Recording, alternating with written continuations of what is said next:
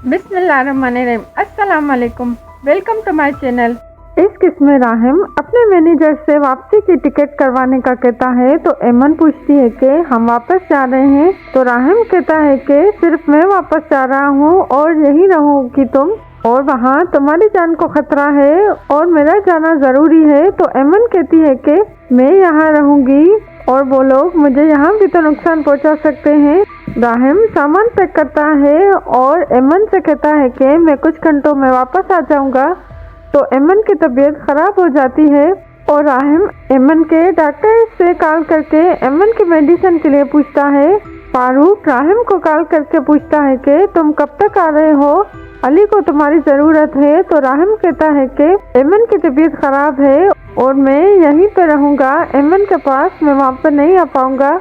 Meeting में अली और आफिया जाते हैं और वहाँ पर जुल्फकार माहिन के साथ आता है और आफिया उनसे मिलने जाती है, पर माहिन आफिया की तरफ नहीं देखती। अली आफिया से कहता है कि अभी तक राहिम नहीं आया और मैं जुल्फकार को जीतने नहीं दूंगा। तो आफिया कहती है कि इस वक्त ये यहाँ पर राहिम की वजह से आपसे दुश्मनी कर रहे हैं। राहिम फारूक को कॉल करके कहता है कि मैं जल्दी वापस आ जाऊंगा। तो फारूक कहता है कि अली को तुम्हारी जरूरत थी और मैंने इतना बेबस उसे नहीं देखा जितना इस कॉन्ट्रैक्ट हारने पर देखा है। और एमन भी सुन लेती है और राहिम से कहती है कि मेरी वजह से आपका इतना बड़ा नुकसान हो गया और आपको मेरी तबीयत की परवाह नहीं करनी चाहिए थी और वापस जाना चाहिए था। तो राहिम कहता है कि मैं तुम्हें अकेला नहीं छोड़ सकता था और सिर्फ कॉन्ट्रैक्ट जीतने से कुछ नहीं होता, उसे पूरा भी करना होता है और मैं उनसे सब कुछ वापस ले लूंगा।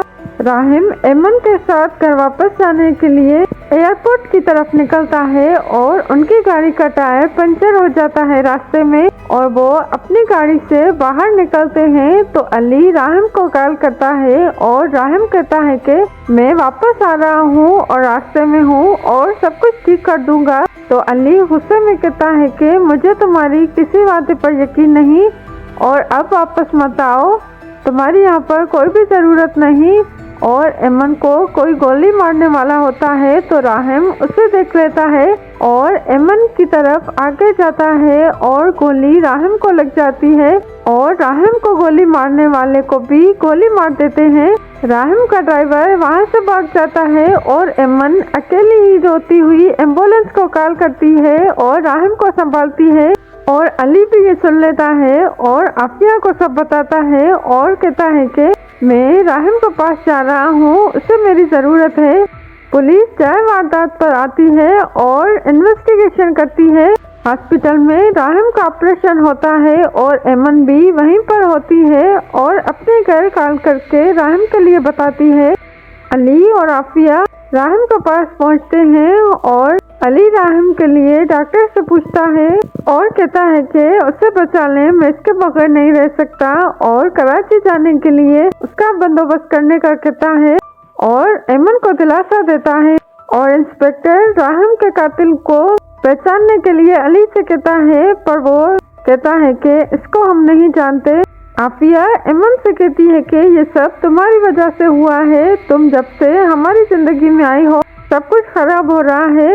और शहरोज को कॉल करके राहिम के लिए बताती है।